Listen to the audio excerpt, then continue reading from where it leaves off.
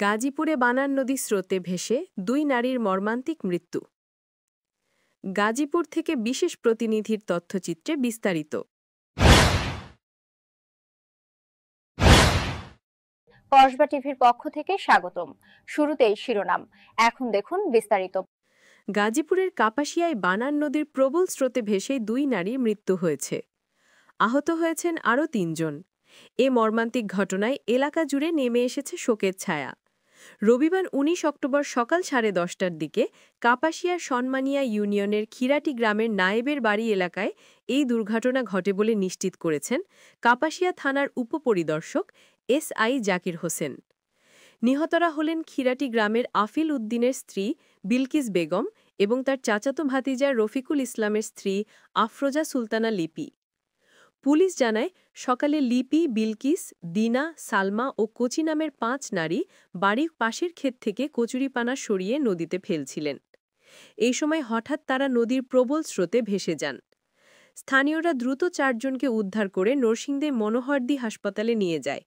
সেখানে চিকিৎসক লিপি আক্তারকে মৃত ঘোষণা করেন। এদিকে নিখোঁজ বিলকিস বেগমের মরদেহ পরে স্থানীয় ফায়ার সার্ভিস ও ডুবুরি দল নদী থেকে উদ্ধার করে। এসআই জাকির হোসেন জানান, নিহতদের স্বজনদের অনুরোধে ময়নাতদন্ত ছাড়াই মরদেহ হস্তান্তর করা হয়েছে। এই দুর্ঘটনায় গোটা এলাকায় শোকের ছায়া নেমে এসেছে। ফারজানা রশিদ ঢালি